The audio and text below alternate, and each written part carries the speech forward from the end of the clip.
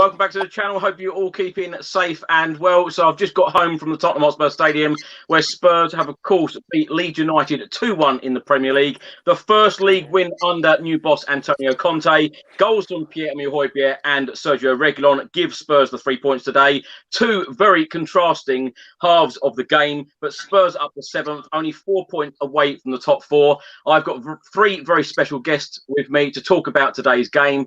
I've got Gary Pick and Mix. I've got Eleanor from Lily White TV, and I've got actor Ricky Norwood. Gary, let's come to you first. How are you doing? I'm good. I'm all right. I'm relieved. I've got no nails left, as I said earlier. I bit them all down watching that game. What can you say? Game of two halves. First half was the usual. Why is he playing Winks Davis? I hate this club, this team. Not Conte out yet, obviously, but just thinking, what are we doing? No shots on goal. And then second half, it's just like, I don't know what he gave them or what he said to them, but it was a totally different second half, mate. And for quite a few glimpses in the second half, it looked like we got our Tottenham back for a bit. So, and look, I know we're all going to say it, but I have to, because the one thing I have to say was Conte, the last few minutes of that game, when he was rearing the crowd up and stuff, that, you know, after seeing Nuno with his arms folded for the last few weeks, seeing that is just, oh, it made my day. Best part of the game today for me. I loved it. Incredible. Yeah. Eleanor, how are you doing? I'm good. I was at the game. So, yeah, I was very happy. I walked there. I walked back with my dad. I mean, okay, first half, we all know was awful. I'm not sure how he changed. We went from zero shots. Obviously, I think we had 4 off target. I think we had 3 hit the woodwork. We then had about, I think, 11 attempts altogether. Went from a goal different, expected goals from 0.06 to 2.07 or something mad. So the contrast was incredible. It was like a different game the second half. I don't know what he said to them, but he was obviously not very happy. Fans were booing that first half, so not great. But yeah, the second half was very, very good. Very, very happy. Ricky, let's come to you. How are you doing? And you've got a new film out. Yes, brother. Wow. Okay. Yes. So the Christmas film is out, Princess Switch 3. It's on Netflix right now. And I know you've probably seen my water bottle, but I've been representing, you see, Princess Switch 3. So, yeah, that's out now on Netflix and people are loving it so far. So it's a great Christmas movie for the whole family to enjoy. So when you're finished with the old Chris Cowlin channel and finished looking at Spurs, look at Gary. Love you, gal. I'll watch that with the family, mate. 100%.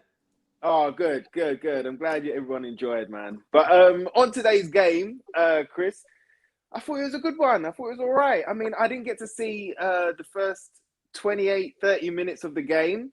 I was at a nephew's birthday, so I was at that, and then I got back in, saw the last 15 minutes, and saw that goal that we conceded. But you know what? For the first time in a long time, my head didn't drop. I looked at the team and I was like, okay, I know Conte is going to get a reaction out of these boys. Do you know what I mean? I called 3-1. So, you know, I was expecting that one goal and I was like, all right, cool. Watch us kick on. The one thing that I did notice straight away, even in like the last 15 minutes of that first half, was there is a spring in the step. There is a spring in the step. There is a different energy with these players right now. They're all eager to show us what they've been training, you know, what they've been training on during the week, those that were at the training ground, and those coming in from internationals. We got to see what those boys have got to step up to.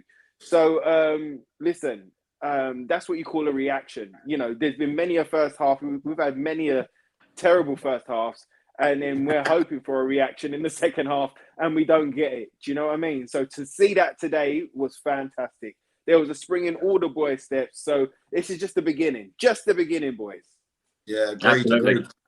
Now, there's a comment on screen now from Roy Price. Thanks for your comment, Roy. A month ago, we would have lost today's game. The difference, Antonio Conte. No one should underestimate the difference a world-class coach makes to the team. I completely agree with this. I think a month ago, we would have lost today's game. And, you know, the character that Tottenham showed today in that second half, and as I said at the start, you know, the contrast within those two halves, incredible, Gary, wasn't it? Crazy. Oh, it was absolutely mad. you know, it's right what Ricky said, because it's the usual thing. When I'm not at a game at home, the wife has to just leave the room because I'm moaning. And I'm like most Spurs fans, same Tottenham. I knew the goal was coming. We're not getting out of our own halves. Kane's missing. It's Harry Winks' fault. It's Ben Davies, blah, blah, blah. But there was a part of me that thought, you know, Conte's going to go in there at half time and he's going to rip into them, which you knew Nuno didn't do. You knew Nuno staying there with his arms folded. He's got no reaction, nothing. You knew Conte weren't going to have it. So, I mean, it was just amazing, you know. I just wish Kane's one went in, but literally within seconds of the second half, Kane's one saved, hits against the post. But you knew the goal was coming. We got a bit lucky, you know, with the goals and stuff. But at the end of the day, when you're making chances, and Eleanor mentioned that, the attempts on goal first half to the second half. I mean, we had more attempts in that second half than we've had in the last 7 or 8 games. It's ridiculous. So it just goes to show. And the other thing is, which I saw on a lot of the pages and stuff and Twitter, and everyone was saying it, change the team. And you know, everyone wants Winks off. Everyone wants Moura off and everything else. And look, we'll get you know, people criticise Moura, but one thing you cannot say about Moura, he gives everything. And for him, we got the first goal for him. And also, Conte didn't change it. What he did do is he spoke to the 11 players that were out there and made them up their game and perform. And that proves that with the team that we have, we can perform. You don't necessarily have to change it and start pulling players off. Them players are capable of scoring and winning games, and they proved it. So for me, you know, it was almost eating humble pie, because I was thinking, no Winks, Davis, you know, it's a bad move. But ultimately, we won the game with both of them. And you can't really say Winks had a bad game, because he didn't. You can't say Davis had a bad game, because he didn't. I've seen a lot of people criticising Harry Kane, but what I will say, his passing was a lot better. He was making runs, and at least he was getting chances.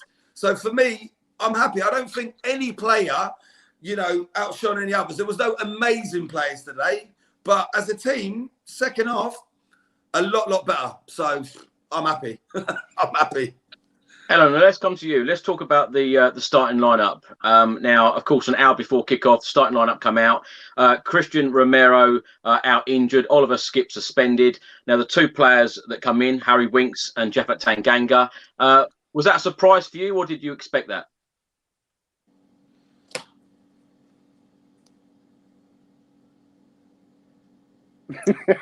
Eleanor, you're on mute. That's it. Sort it out, Elena. Am I back now? You're back now. Honestly, you're back in the laptop's room. awful. My laptop broke, so I've had to use this, which is why. Honestly, this laptop's awful. I am getting a new one, but yeah, it's brother. Black Friday anyway, coming up. Black Friday. That's irrelevant. Honestly, yeah. Lineup. Obviously, I was really upset about Romero, because I obviously know we're lacking in defence, and we need that strong defender. If we're going to play 3 at the back and we're going to have Davis on the left, having him next is going to obviously really help. I was happy to see Tanganga play in his actual role. He is not a right back. He is a centre back. I understand. Everyone knows I didn't like Jose, so I didn't like him trying to move him to a right back. So I'm very happy to see him play as a centre back. Like, to me, that's where he should be playing.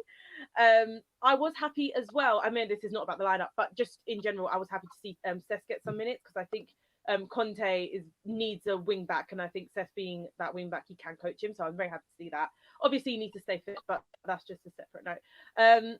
In terms of Winks, we all know Skip is suspended, so he had to play someone. He's already said Ndombele's not fit, so that's not shocking. But for me, it was like, I understand that that's not a strong midfield, but you know, we had to make do with what we had. I do think Ndombele is going to be very important in his team. I've always said that from, you know, when we got him under Poch, and then obviously Jose, and then now. I think he's a very, very, very good player. But, you know, obviously we know Conte teams require very high fitness. He doesn't have that fitness. He's not giving us that fitness. So at the end of the day, it's going to take time for him to play. But I think when he does, it will be a very big improvement, because we have no creative outlet. That midfield is where we get muscled, because there's no creativity. We're using tidy up players and then just hoping our wing backs can create, and it's not good enough. So for me, we need obviously some creativity in that. But yeah, I thought line up okay, give it a chance. It's Conte. I didn't really have much to say on it. Wasn't too happy, but there's not much he could have done. Like, who else could he pick when we didn't have anyone else that can really play? So yeah, you know, at the end of the day, it's a new manager. You always got to give it a bit of time for him to find his lineup. I know he's had 2 weeks, half of them were away. So yeah, I think, you know, you got to just give it whatever, you know, give it time, see how they play. And I think that first half we were all trying to scream for changes. Like, you know, Gary has said, instead of changing it, he made them play better. And I think it just shows that them players can play better. They're not at that level that they showed in that first half. I think it's very impossible for a professional footballer to be that poor. But anyway, they're not as bad as that. But, you know, they were able to change it and actually play some football. And it was just good to see some patterns of play. And I'm actually glad he stuck with the team in the end until he did make a couple changes, because it proves to us and to them you are able to play better. Stop playing like that. And I think it's a good confidence booster when you can change it from one spectrum to the other. I think that's a very good confidence booster. Then hooking them at half time and seeing a whole different team. Obviously, you're going to have to do that sometimes, but the fact he kept faith in them, I think, is a confidence booster for them and for us in our squad. Yeah, agreed.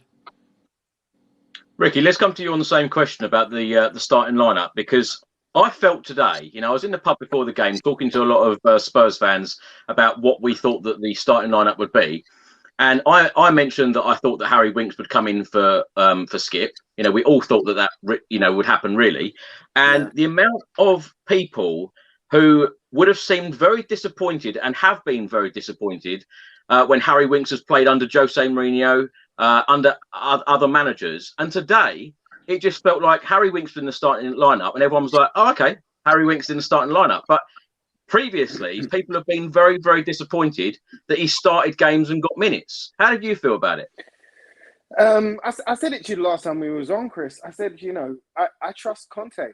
I trust Conte, and if he's been in training with these players for the last 2 weeks, and he believes, you know, he's got a choice between Winks or Winky, as he calls him, and Ndombele, and he's picked Winks. Well, then I'm going to trust him. Do you know what I mean? Because obviously Winks has showed in these last 2 weeks that he deserved to start. So we've given him a go.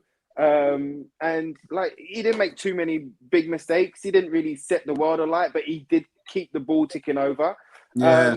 And, you know, he's obviously been given a mission. It's the same with like Davies. Davies playing at left centre back. I'm like, if Conte wants him there for balance, I totally get it. He's played that role for Wales. We know that much. You know, if you look at... He nearly scored, Ricky, didn't he? He nearly scored, Ben Davies, man. He did. He was in there. That would have been insane if he scored. well, look at that. Like, so Davies is getting in goal-scoring positions. Reguilon scored today. You know, Royale missed out on a massive pass. Like, I can't remember whether it was Harry or Sonny that should have played him in at one point. And I think it was Reguilon, actually, that should have played him in. Yeah, and, it was. He was so upset, because we could all see that pass. We could all see it there. So all of that, I was sitting in the north, so I couldn't see. I was lower north. I missed that. Yeah. Well, there were the overlapping runs left, right, and centre. So it's like, you know, Conte is obviously like, I trust him.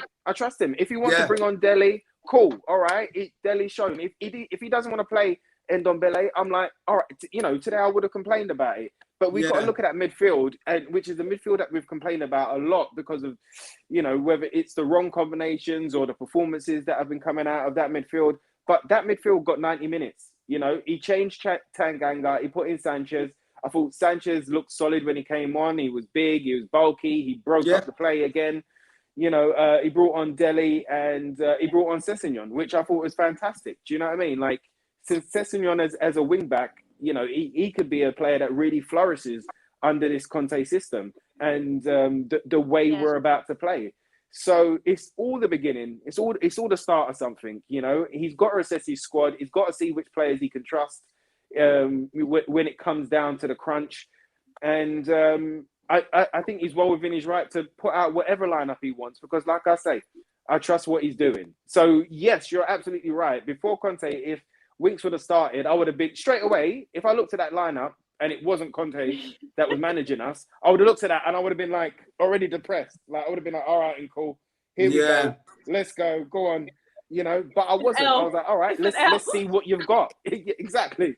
But yeah, so let's see what you got. And the boys pulled it out. You could see in that second half that even like Harry might get criticised right now for not scoring because he scored 7 for England. But there was a spring in his step. There was a want in his runs. There was, you know, he was in the box a bit more. Do you know what I mean? Like he was looking for that goal for us today. He was unlucky a couple of times. So it's just the beginning. And like I say, I trust Conte. So if that's what that's what starting lineup he wants to put out, fantastic. And on Ndombele, this might put a fire up, you know, underneath his bottom as well.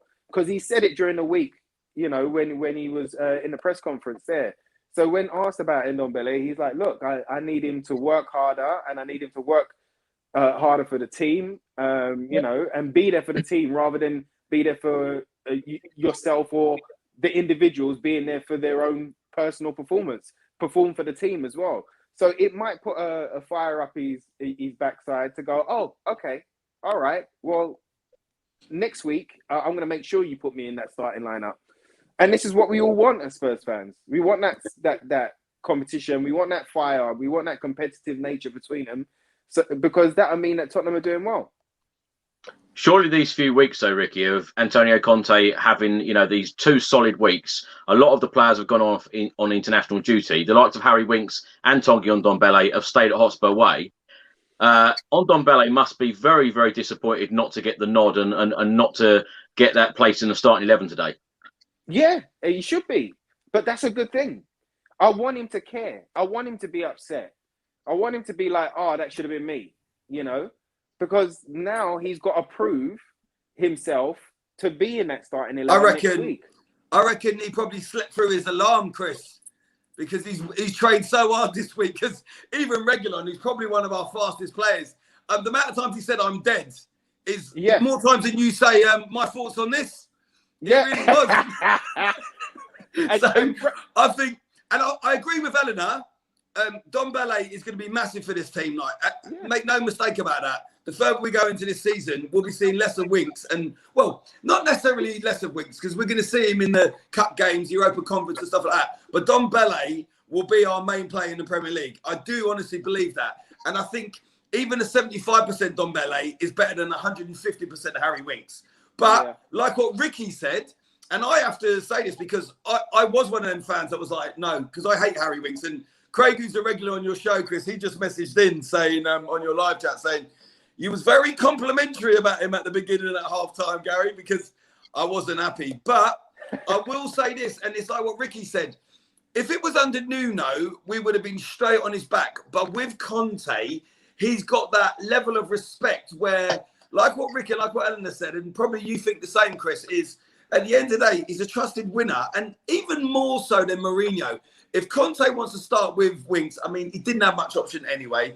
But if he decides he wants to keep that team in the second half and speak to them and get them out there to win it, I'm not shouting at the telly, or when I'm at the game, I ain't going mad saying why ain't he making the changes, because this isn't Nuno who's just frozen, who doesn't think or do anything. This is Conte who's passionate, who's not going to leave something for a few minutes if he thinks it needs changing. He's going to do it, and because of that, I'm just going to go with him. Like what Ricky said, I'm gonna trust the process. Eleanor, let's come to you. Now, of course, Antonio Conte appointed as Tottenham Hotspur head coach only a couple of weeks ago.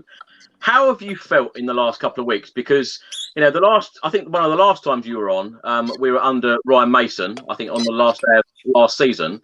And then, of course, when you were on last season under Jose Mourinho, you were very, very unhappy. How have you been feeling as a Spurs fan these last few weeks under Conte? I was also on after the City game where we won under Nuno. I was also on then. Yeah, that was a good day. So that was a good game. That was it, but that was where it ended. I'm very happy. I mean, I'm very happy. Like, I went to the ground with this tired ground Like, I literally, this is how I went to the game today. I walked the whole way from my house all the way to Tottenham, like this. With this Elena, that's an island flag. That's an island flag, sweetheart. Yeah. I'm just joking. I'm just joking. No. I'm just joking. I'm just joking. I made sure it was Italy. I thought it was Poland. Yeah. No, but for me, the thing is, for me, it's very different to Jose. And I've said this, you know, I think I was on the channel when we first were in talks. Do you remember? I had to read out that the talks were broken, which was a very sad time. So I was on the channel when that happened. I literally was like, guys, it's done. Like, I don't know what we're talking about anymore. And then I read it out. I said then, it's very different to getting a finished Jose, getting a winner now. He's a serial winner, but he's in his prime. It's not, he was good in 2004. This is someone that won Serie A literally last year. This is someone that didn't get sacked. He walked away because he wasn't going to get his promises. This is not someone that is finished winning. And I think there's a big difference in the way Jose came in to the way Conte's come in. Conte turned us down in the summer because we didn't have a winning project, right? Jose came in thinking, I can get this team to win a cup because, we had just made a Champions League final. So I think there's two different scenarios here. Conte's come in with certain assurances because I don't think he would come without them. And I think with Jose, it wasn't like that. So when people say that it's the same thing, it's totally different. It's like getting Jose Mourinho in 2004. That's the way I see it. Like, I think that for me, this is who, if Conte's there and we give him what he wants, this is who you should get. You should not be going for, the lesser managers. And I think, to be honest, it might have been a good thing we went through those 4 months because at the end of the day, we got desperate and now we've had to give him what he wants. We haven't been able to lie to him and tell him what he wants to hear to get him in. We now realize how bad we are. And we had to go, listen, I'm sorry, head down. Can you come? Like, we actually need you. And I think at the end of the day, the leeway's come on both sides, but more enough on the Tottenham side, because I think obviously he's not going to get everything he wants. And I think he knows that. But I think Tottenham are going to give him more than what they ever would have. So for me, it's actually been a good thing that I think this has happened. So I'm very happy to see Conte. I mean, I loved him at Inter. I think he played some great football. I know people have their reservations on his defensive style. To me, it's not defensive at all. His team scored a very high amount of goals. I think he was like one of the, highest goal differences in Serie A last year. And I think in general, his teams do score goals. At Chelsea, we did see him score a lot of goals. But yeah, they're very defensively solid. And I think that 3 at the back system that he likes is very good. I think we are going to see, we did see it today, but 3 at the back, 4, I would say 3-4-1-2 with like Ndombele in behind.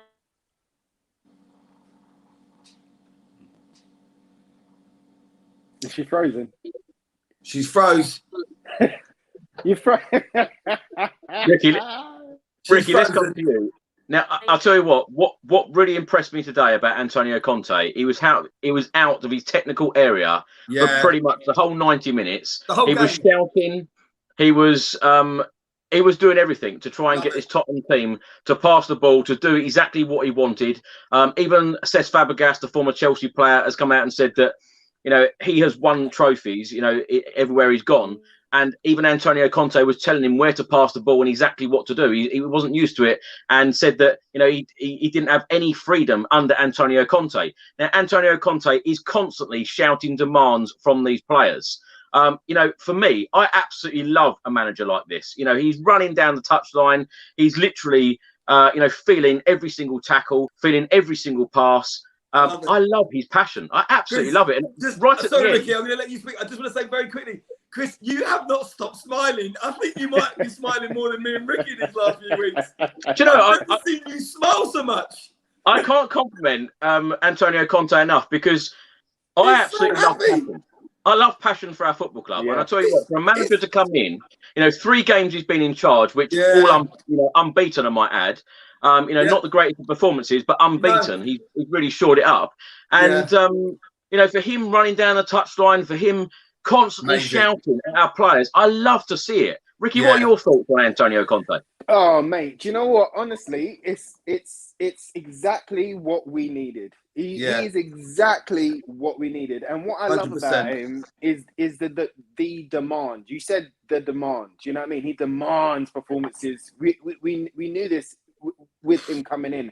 But look at that. He doesn't just have demands on those players on the pitch, but those fans in the stand. Do you know what I mean? Like, when he needs more from the crowd, he's asking for it. And did the boys respond? You know, they bloody well responded. Do you know what I mean? Yeah. And that wall of sound is, you know, to push him on, to get him over the line, like Gary was saying there. I mean, come on. I mean, I love the reports during the week where I know a lot of the Mickey's been taken out of us because he's banned ketchup and stuff.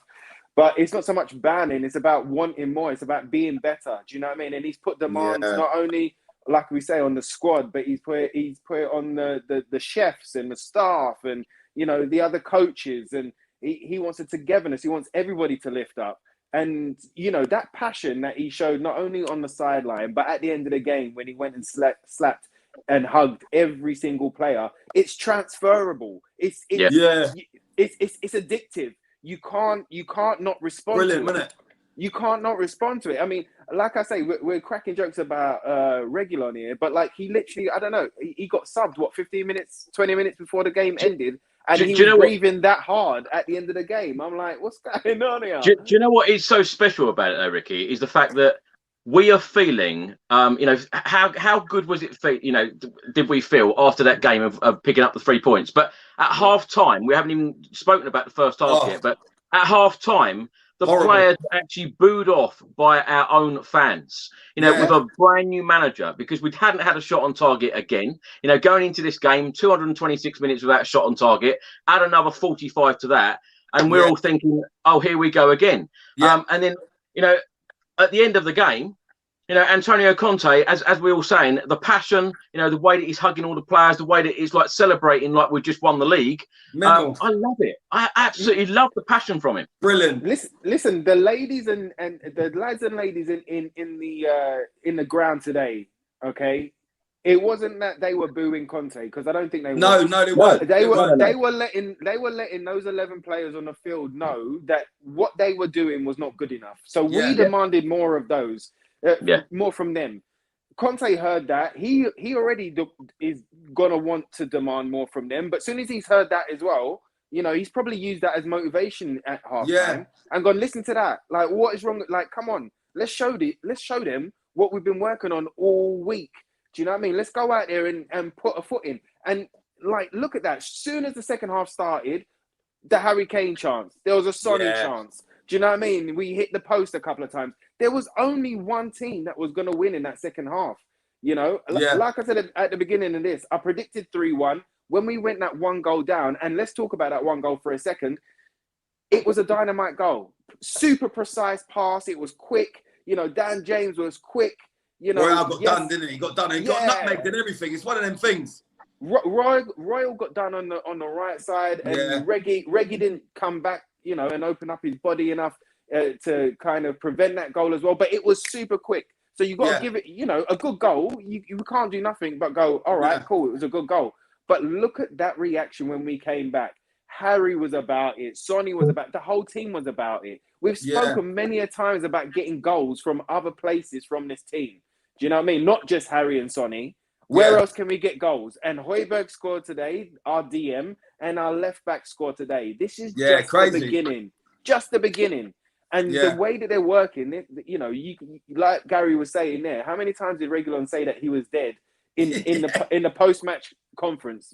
Crazy. You know, in post-match Remember, do you hear when he said it's been the worst week of his life or something? But I love it.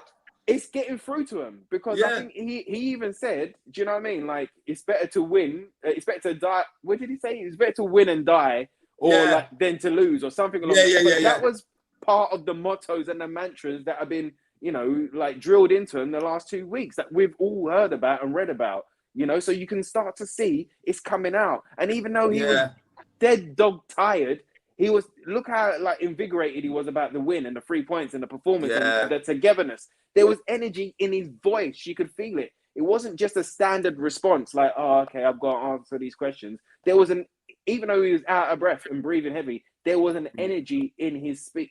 But you're right, Ricky, because Nuno would not have trained that team or Reguilon like that. And because he wouldn't have trained that team like that, the team wouldn't have come out in the second half and played like they did. And Reguilon wouldn't have been... Reguilon, for Christ's sake, was like a striker. It was like an Alan Shearer, Gary Lineker, Harry Kane. As soon as that ball, he anticipated that there might be some scraps and he went for it. That is not something Reguilon would have even thought about doing under Nuno. Do you know what I mean? Exactly that. It was just brilliant. I mean, I don't know about you guys, but it was, for me, the first half, I knew the goal was coming for Leeds. You can just feel it, can't you? Yeah. We're just not performing. We're not getting out of our own box. We're getting deeper and deeper. You just know it's going to come. But like what you said, when the second half started and Harry Kane hits the post from the keeper saving within seconds, it was a totally different feeling for me. I mean, I don't know what it was like for you, Chris, at the game in Eleanor, but for me, even at home for this game, I knew we was going to get an equaliser. I mean, we would have to be really unlucky. And for a certain amount of time, we was, because we hit the crossbar, the post twice.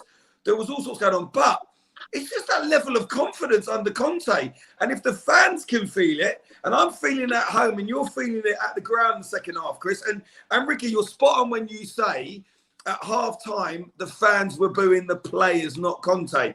And you know that. You don't even have to question that, because Conte's got so much respect and he's so good. You know they're not booing Conte. Do you see what I mean? But just to go back, in the end, we went from a dreadful first half to a game that we could have probably won 4 or 5-1 in the end. Easy. You know, so it's a positive, man. I'm really pleased with it. You know, it's a nerve-wracking game. It's never easy with Tottenham. We know that. We're always going to concede from a corner or a cross or whatever else. But we got the job done, and there's loads of positives to take out of it. I'm happy, man. And Chris is still smiling. Eleanor, let's come to you. Let's talk a little bit more about Antonio Conte and his passion. And what do you think that he said to the Tottenham Hotspur players at half-time? I mean, I think he went mental. I think he went as mental as we kind of felt. So what's funny, so I was at the game, but I was in the North Stand, and I never go to a game without my dad. So I did everything to get a ticket for my dad. But he was opposite me in the South Stand. So throughout that first half, my dad's texted me going, "We're rubbish. This is useless. This is awful." And then I'm actually the one that tries to calm him down. As much as you lot think I'm the negative one, I'm actually the good one in my house. So I'm going to him, "Don't worry, second half will be fine." So I'm like texting him back. And then once we scored, I said, "Are you better now?" Yes. And then when Eric Dyer obviously had the free kick and Reguilon then scored the rebound, I was like, much better. And he was like, yes, much better. But he was going mental at me at half time, and I was trying to say, like, look, listen, I know it was awful. That was like watching us against United under Nuno. Like it was just as bad, to be honest with you. I felt like it was just as bad. So to me, it was absolutely shocking. But then once we actually got into it, and the second half, it showed that straight away we had that shot on target. I think he literally must have said, "What was that? Where was your effort?" Like, I don't even think it was like, you're not good players, which, again, I know I have to do it, but it shows the difference between the Jose to the Conte. Because I feel like Jose would have pulled them in and said, "You're rubbish." And I think that would have changed. That gives a negative effect. I think Conte put them in going, "What was that? You are better than that. Show me why you should play next game." And I think that there's a difference in the way he speaks. I think he just went mad in a way of like, we trained for 2 weeks for this, and I did not show you to do that. So I think there's different ways to look at it, and I think there's different coaching styles. And I think the way he does it is, yes, he gets angry and he gets really annoyed, but I genuinely think he has a certain belief in the players, hence why he kept the same lineup. He genuinely believes in them, and I think that's what he must have done in that dressing room. He must have shown them, "I am not happy, but I believe that you can change this." And he must have said to them, along the lines of, "Go out there and do what we've been doing in training. Show me the patterns of attack that we've been showing in training. Why are you giving them so much space? Why is it so easy for them to get to our box, but we can't get near them?"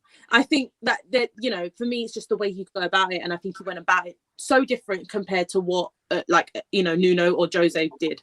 So for me, I think he just he went mental, and I love it because I went mental, but I think he goes mental in a different way and actually helps them. So yeah, it was very good to see the difference. You know, instantly we had that shot on target. Don't know how we didn't score, to be honest, from it. I'm pretty sure there was a chance, which again, it was on the other side of me and I was quite low, so I couldn't really see, where Son, I don't know if it hit the woodwork or keeper saved it, but it kind of looked like it was going in. It was going over his head. I think that just went wide by Son, was it? Was that the one that went wide, or did it go wide? Oh, that was the one. There was one where it just went over slightly, Son's shot. I don't know if it's that one, but yeah, no, there was one that hit the post as from well. My end. Yeah, from my end, it looked like it was going in. So for me, it was like, this is better already. Like, you know, that was in the first, 10 minutes of the second half. Then we had about 4 minutes all pressed back. But, that contrast from the first second is such a good sign for me. Yeah, massive. Such a good sign. Yeah. Eleanor, how does it make you feel as a fan, though, where we can see for 90 minutes where we've got a manager who is very, very passionate, shouting, running up and down the touchline, because we can see that. Does it make you feel more confident that we're going to win? God, I love it. I love it. Like, give me that. I love it. Like, so again, like I said, when towards the end, once we were 2-1 up and we had, I think it was like the 87th minute, he turned to like the North Stand and was like, kind of like, rattling us up, like riling us up to get loud. He turned around to the South and everyone was and then we all just broke out into song. I think that drives the team on, drives us on as fans. We love to see it. I think, I understand that Nuno wasn't a media guy, but in today's football, you have to engage with the fans. And I think, we were the 12th man in that last 10 minutes. Like, I genuinely think we drove them on. And that was because of our manager.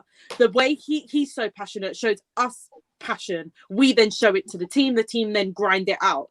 I think everything plays a part. I think seeing someone so animated on the touchline, it's just beautiful. Yeah. I could watch Conte cams all day. Like, I swear, all I do is watch Conte fan cams when I'm sad. He makes me happy. So, like, I love it.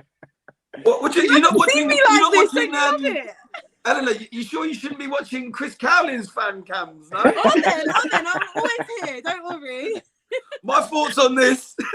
Eleanor, do you know what? I'm with you. I think most of the game I actually watch Antonio Conte rather than the actual players. I know. It was more entertaining. That first half, I had my eyes on him. That first half where we were like, I wanted to see how frustrated he was getting, and he was trying to get them to do things. So I was quietly, I know it sounds mad because we were awful in that first half, but I wasn't too worried coming out for the second. I thought there was no way we're going to play a 90-minute like that. Like, there is no way we're going to play another 45 minutes exactly the same. Yeah. I knew it would be different, personnel or just gameplay. Like, I knew it would be different because they're not going to do that under Conte. Like, God, you never know what he would do to you. Yeah. So, like, I think I was quite okay. I mean, maybe we could have still lost. I'm not saying that, but performance-wise, I thought we would see a better performance in that second half, and we did. So, the one thing that we're not going to do anymore, right? Even if we lose, is be embarrassed. In the sense of, like, we're gonna go. We're gonna try, man. Exactly. We're gonna show the fans that even if we're losing, we're gonna put our foot in. We're gonna put the best foot forward. We're gonna go for it still. We're still gonna try and grab a goal. When they say playing for pride, sometimes, do you know what I mean? Like, we're gonna show that because that's what he demands. And he's imposing his passion, his will, his drive on these players. It's gonna be in a couple of weeks. A totally different Tottenham Hotspur, because Chris, you remember that. Do you remember some of the games under Nuno, and then they'd have the press conference with him afterwards, and he'd be trying to say he thought Tottenham played really well. Yeah, that was really well. We were like scratching our heads thinking we was absolutely dog shit in that game. Do you know what? How on earth? I remember also Nuno was sitting there saying, we said, we didn't create enough, and he was like, well, I don't think the creativity is a problem. What? We didn't create a chance. And you're not going to get that with Conte, mate. Conte's not going to come out and say, I thought we was quite good in the first half. But I also think there's a difference, because people say that's what Jose did. Jose did not sit there and encourage them whilst criticising the performance. He would discourage them and criticise the performance, but say he's great. So I think there's the scapegoat, isn't it, Maria? That's what I mean. The players. Well, he would say we need to do more. This was not good enough as a team. I think it's very different, as he said, and I think Ricky was saying this about, we trust the players that Conte picks. And I think that's because he's come out and said in himself, I'm giving everyone a clean slate. Everyone has a clean slate. And I think we have to accept that as fans. Like, as fans, we're gonna see Dele a lot. We might even see Doherty, which obviously we don't like. We're not. Well, I don't like. I don't know about you lot. But you know what, Elena? I said this earlier. I think that a lot of us fans will probably give the players a clean slate as well. Because like Harry Winks, I feel that Harry Winks would have got a real big slate today. Yeah. I wasn't too annoyed to see it because, like he said, and this is what it is. It's not a quick fix. Well, people say it's quick because it's 18-month contract, but in general, it's not a quick fix. We're not just going to get, the best 11 that we think it is. He's going to try coach these players, and he's going to see what players he can coach. What if he makes, Davis into the best left playing centre back? Like, do you know what I mean? Like, he's not even been bad under Conte, which is amazing. I think what you have to look at today. I was like, Benny, where are you going? Like, where are you going? But that's what I was saying, Eleanor. Davis nearly scored, and the thing is, I was one of them fans that was watching it, and the first thing I wanted was him to change the team. I was like, he's got to change it. He's got to change it. Yeah. And actually, he didn't change it. And guess what? We won with Harry Winks and Ben Davis in the team. But that wasn't happening very often. I think he's trying to coach. Like Richie said, I'm going to put my faith in him because if we can get results and come out second half like that, and really second half, we were pretty good. Do you know what I mean? So if we can do that, fair play. Test Lloris. They didn't really test Lloris in that second half. So, like, I wasn't too. I think there was one chance. I think a couple chances, but you expect that, especially when we had scored, so they're going to come back. But at the end of the day, I didn't see I wasn't too worried in that second half, especially in general when we went 2-1 up. It was on pace as well. We just seemed to have the pace of Royale, and everyone was just going for it. It was just like totally different. It was like, what did it give them? Loads of pre-workout and stuff like it. They were just like mental, weren't they? We've just got to accept as fans that lineups are lineups. Lineups don't matter anymore. What we think of the players don't matter anymore because Conte is going to try coach them. It's not going to be a quick fix. It's not going to be just put the best players we think out there. He's going to actually try and coach them, and this is why we might see results we don't like in turn because it might not be a quick fix for a long-term gain. He's going to coach them. If they play badly one game and, we might lose, he might not change that whole 11 the next game. He might stick with them to train them up. And I think that's something that we need to accept as fans because it's going to be beneficial in the long run if we actually coach them into a style rather than, oh, you're bad, let's just take you off, let's not see you again, which we have done in the past. Gary, we'll come to you in a second. Ricky, let's come to you. Now, a comment on screen here. Harry Kane and Lucas Moura better than Heung-min Son in the first half. Interesting people's attitudes to players. And then Faz writes here, except first goal error, Emerson was man of the match for efforts. Now, Tottenham Hotspur have put a tweet out with the 4 players that they are getting fans to vote for man of the match. Emil Højbjerg, Sergio Reguilon, Hugo Lloris and Lucas Moura. If you had to choose the man of the match, who would it be? Because I thought Eric Dyer had a good game. Oh, I was about to say that. That's what I was going to come in and say. I thought he played pretty good. He played pretty well, and he imposed himself as well, and he drove outside of the box. He was looking for forward passes, and he almost had that Romero role, and he took it on. Royale was good. Royale was good. I think the boys were good. I thought Reguilon was good too. Do you know what I mean? Just bombing up and down that left-hand side, trying to get crosses in left, right, and centre. Even Højbjerg, he always runs around like a madman, gets his foot in there, breaks up play. But he also got a goal today. Do you know what I mean? Brought us back into the game. So I think there's a couple of man in a match performances that were out there, especially on the second half. Viewing that second half. The one thing that we have to remember is how fit Leeds are as a side. Do you know what I mean? Like, we all know about Bielsa's murder ball and stuff like that, how he gets in training and playing. So we know that they're a really fit outfit. They had a couple of players out. Bamford, I know, Rapina, and Rafinha was out, which is like. I mean, that was a blessing for me because he is really dangerous. I love him. Yeah, I think he's a really. I mean, I wouldn't mind going in for him in January, to tell you the truth. But anyway, that's something else. But these players weren't playing. But at the same time, Bielsa has a demand on the whole squad. So we're always going to get a very fit, a very tenacious. They were like terriers in that first half. They was always nipping at the heels, and every time that we went to break, every time we went to break, they'd always kind of catch us on a hill or a little foul here or a little niggle there, just to get us off our swagger. Where in the second half, we didn't pay no attention to what they wanted to do. What we said was, we're going to do what we want to do and see how they react to us. How they have to deal with it. And that was the biggest difference in the whole game plan, you know? So there was a couple of man of the match performances out there. For me, it's probably going to be Conte for me. Conte, man of the match for me. he's on man every day. just for that halftime talk. Halftime talk. And that passion at the end, and for calling for the crowd, like Antonio. he got us all. Antonio. He's raising the bar, not only just of the players, but of the fans and everyone that works in and outside of that club. He's raising the bar for all of us. So let's go with him. He's my man of the match today. Have you been singing? He's my man every day. Name, Eric? Yeah, bruv. Singing it out, bruv. Antonio. Yeah, why not? Gary, let's come to you. Tell me honestly how you were feeling at half time, because I'll tell you how I was feeling. I just heard the boos of for the players. I've gone in at half time thinking, we haven't had a shot on target for 226 minutes before the game. Another 45 minutes thinking, where on earth are the goals coming from?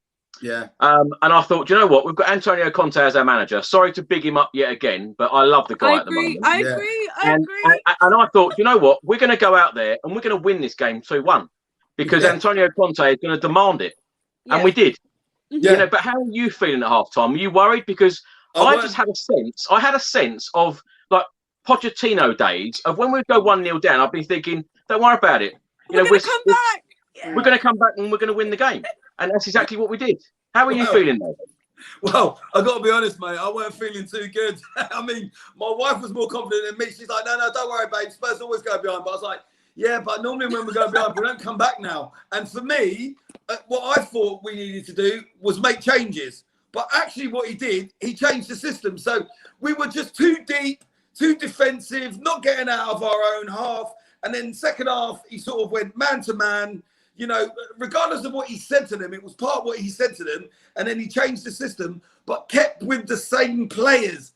And for me, that is massive. Do you know what I mean? Because like what Alan mentioned earlier, Ricky said it, sometimes what Mourinho would do, like I think he did it with Dyer, put him on 20 minutes, took him off. That will knock a player's confidence. Now, we know we don't want to wrap him up in cotton wool, but at the same time, it's a clean slate, and you do have to manage these players sometimes. And for him to be able to keep the same team, talk to them, they come out. They were like a different side second half. Let's not get carried away, right? It's all right. It's all right. Do it's it. Leeds. They had some of their big players out, but going from not having any chances or creating anything to just changing the system and having that chat at half time, we were a totally different team. And you know what? As soon as we came out and Kane hit the keeper saved it, hit the post, I knew we was going to go on and win that game. I predicted 3-1, but I thought you said, Ricky, and I genuinely thought we would probably win that 3 or 4-1. As it happens, we didn't. But on another day, we would have won it 3 or 4-1 because of that second half and that half-time strategy. Whatever he did, whatever he said and going man-to-man second half, we're just like a different team. And what you said about Eric Dyer, I thought Eric Dyer, I'm not one of his biggest fans. He's not at the bottom of my list like Winks and Dockett and stuff. But I will say Dyer was solid and he had a good game. And whenever I see Dyer and Kane come up to free kicks, I'm always like, oh, my God. Why do they always take these free kicks? We have no set piece taker, though. I thought it was going to be Dyer. I said it. You got to admit, I mean, thankfully for Dyer, I mean, all right, I know it deflected off the wall and stuff, but Dyer and Reguilon's quick thinking, which has probably been put into him by Conte, the players are positioned differently in the second half. They're playing differently. They're pushing more forward. But my man of the match for me, and I love watching him play on that ball, was Royale. I really do love Royale. I think he's a great player. I loved watching him second half for me. And I know he was at fault, he got done and nutmegged and everything else. But look, these things happen. I think he was a good player for Tottenham today, and I'm really buzzing with Royale. Just to add on that Royale point, the fact that he did get caught and whatever, and to have that confidence to stay on the pitch and have a really good performance after all that, after going down, shows a lot of character as well. So I really He's really good, man. I really I like think the him, mentality is being built that, you know, we can go down, but we can come back. And I think, you know, you make mistakes happen, but, you know, did you see Conte hugging every player at the end? Oh, my God. Like, hugging. It's like when he went up, he went like that. It's like, I was going to knock him out. I was like, I love you. But I think for me, I think you need to hug the fans as well. Eric Dyer, I love Eric Dyer. He was proper charged up, though, wasn't he? No, but that's like what you said, Chris. That's why, you know, we're all smiling, because you want to see your you know, like what Klopp is. You know what I mean? How Klopp is. You want to see our manager like that, and we've got a manager like that now who gets it and feels it and knows when we're frustrated. And like what we mentioned earlier, that last 4 or 5 minutes with Tottenham, and when you always hear there's 4 or 5 minutes injury time, you always think, oh shit. Unless you got a 3 or 4 goal, like, sort of kind of even lead, then, you never know with Spurs match. Yeah, you're thinking, oh shit. But it's like Conte knew that. Conte was thinking what we were all thinking. And let's be honest, even the players are a bit nervous at the moment, because they're still trying to get more confidence and find themselves. And when you're 2-1 up at home, normally a Tottenham team of before would be very confident in the days of Poch. But at the moment, it's a transition and we're not. But Conte saw that. And like what Eleanor said, it must have been buzzing, Chris, in the stadium, because I turned the telly up and the singing was amazing. And, it was and great. The thing with that, it lifts the players and it calms the fans. It's fucking brilliant. I loved it. It was my favourite bit of the game. I fucking loved it. It was so loud. But you know what it does? Like that hugging and that slapping and that passion at the end with every single player. What it does is it drums in to the players that this is what a winning feeling is. This is what happens when you run through walls and you run till you're sick. This is what that feeling is like. This is the joy at the end of all of that work. So you want more of this? You've got to put in more work. You've got to keep putting the effort. We've got to keep raising that bar. We've got to keep raising that bar. And you're right, Ricky, because the script couldn't have been wrote any better when you see the interview with Reguilon before and at full time, how he said, it's been the worst week of my life. And then he goes and scores the winner. I mean, you can't write it. It's just But you know what? To go from, as I said, 0.06 XG to over 2 in the space of half time is insane. Like, we were giving them nothing in that first half, and I think it's almost, the contrast is almost good to see, because it shows, as we said, stuck with the same players and managed to change the system that much. Like, it doesn't matter who we were playing at that point. We were that bad that it didn't matter who we were playing. So I'm not going to sit there and say, oh, Leeds had their best players. It doesn't matter. They still dominated us. So to be able to flip it on its head and be the team that dominated them in that second half in terms of better chances and overall, to create that much XG in 45 minutes from the contrast is insane. And I think for me that's such a telling factor, because people always say, oh, XG means nothing. But we were not expected to score in that first half. The second half, from the minute it was get-go, you could tell that, you know, something had changed, even if the personnel didn't. And I just think it's just so telling to see someone passionate in the dressing room to be able to drum that into them. In 15 I'm doing minutes. my best, because I don't want to get carried away, because yes, it's only Leeds. Yes, we're at home. Yes, they had a few players out, but I wouldn't say we had our strongest and best team out there. But there's no easy game in the Premier League, Gary. We didn't have Romero. We didn't have Romero. And Dombele's still in his team. Skipping in this team. But the difference between the first and the second half, you can't help but get a bit excited about that. And Conte in the last 5 minutes, and just the overall attitude of the players. The last 5 minutes were great. I can't get over it. I'm just excited, and you know, all right, we weren't playing Liverpool, we weren't the same level, but like you said, Chris, there's no easy games and stuff. And to turn it around like that, look, we're still work in progress. Look, United lost 4-1 to Watford yesterday. We're allowed to be happy. United lost 4-1 to Watford yesterday. We're allowed to be happy about beating Leeds. And I predicted Arsenal would lose 4-0, and to be honest, they probably should have lost 7 or 8-0 only for Ramsdale. I mean, they got played off the park, mate, from start to finish. It's great. It's all good. It's been a great weekend. Yeah, West Ham lost as well. Eleanor, doesn't it seem weird, though, the fact that, you know, have you ever been at a game like it where the team is getting booed off at half-time, and then we're all so happy, you know, the manager is putting all of that, you know, all of his energy into celebrating and making us feel so good after that final whistle. And of course, we're all very happy now. That's what I mean. The contrast. We were booing at halftime, and then to change that, to flip it on its head, where we're sitting here praising our players, praising the manager, praising the tactics. It shows that he is able to do that in the space of 90 minutes. Good, man. We have a manager that is able to flip a game on its head in the space of a half time, and that shows not only, I mean, even if it's not tactics, even let's say he didn't change the system, I mean, he did, but I'm just saying, let's say another game he doesn't, it's the way he talks to them, it's his, like someone else mentioned, the respect our players have for him, the respect we have for him as fans. We don't get on his back in certain situations and whatever. I think all of that plays a part, and that just shows how good of a manager we do have, because the fact that we're able to flip it on its head, sit here and say, listen, you know, I trust him to do what he wants. Like, it literally, this comment is 100%. It is the Conte effect, because we had to win today. To flip that. Oh, we had to. We are now to win our we're first 2 Premier points League away game from Conte. Arsenal. I think, where are we? 7th? 2 points away from Arsenal. 4 points from what? 4th? Are we 4 points from 4th? 5 points 4 points from top 4. It's insane, isn't it? Really? Do you know what I mean? Literally, we've got, dare I say it, decent run over December. Yeah, it's not too. I'm just looking at it now. It's not bad at all, actually. Decent. I'm not saying it's weird. Like, I'm saying decent run throughout December. I think, you know, I do trust our manager to do well, and I trust. Okay, the team, again, I'm giving them mainly a clean slate. I understand, you know, we're going to say, you know, they've been poor for 3 managers, blah, blah, blah.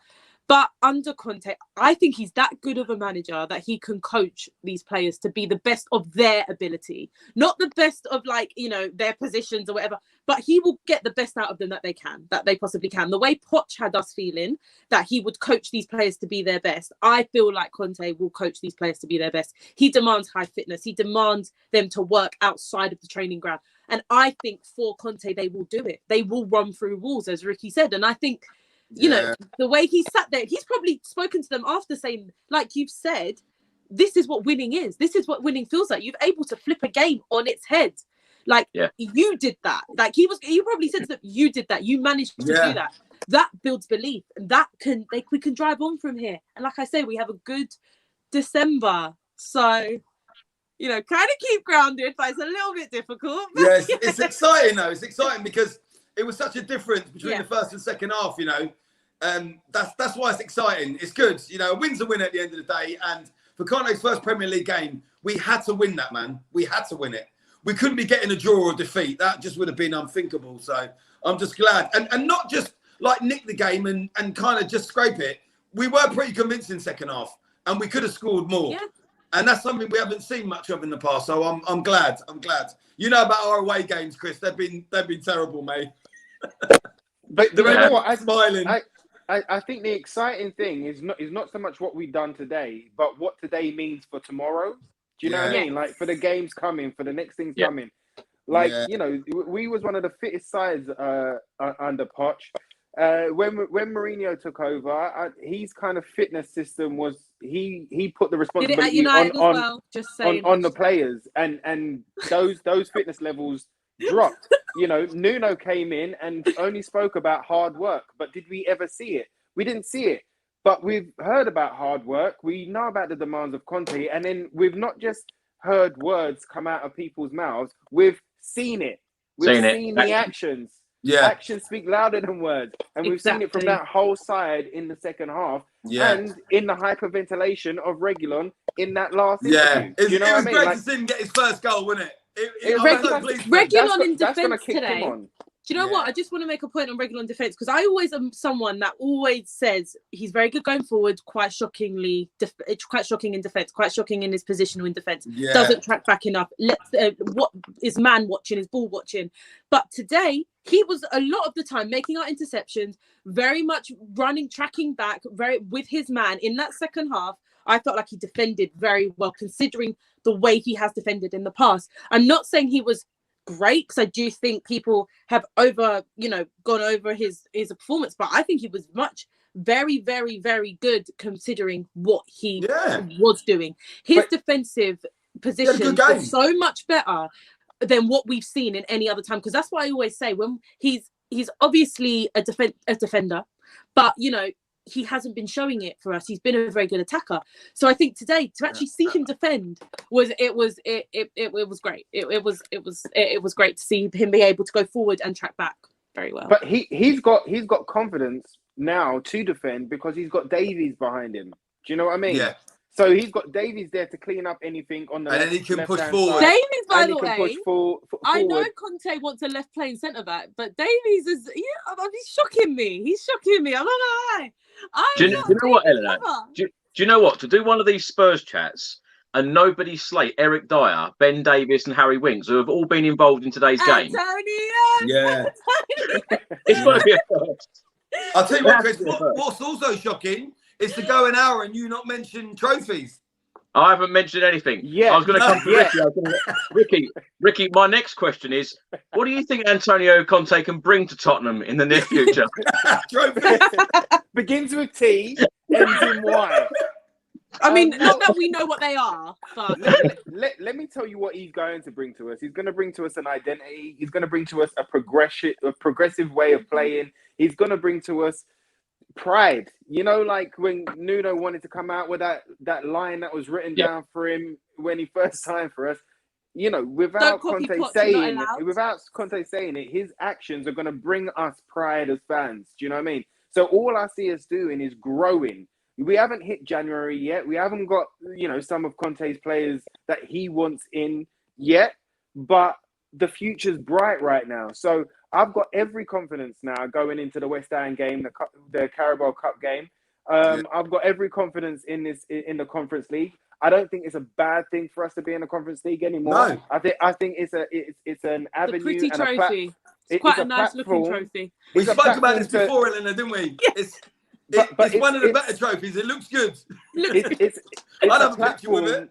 To solidify these tactics and the way that we want to play and that winning mentality. It doesn't matter how big or small the trophy is, or you know what I mean. It's not about getting top 6 or top 4. It's about going for the highest point in every single position and every single competition.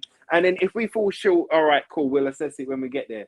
But I've got so much more confidence in achieving something this year, but I know that we're going to feel pride and represented. And I know that, we're going to be able to wear our shirts and our Tottenham face masks and our scarves with pride this week. Do you know what I mean? Well, we hope so. Coming.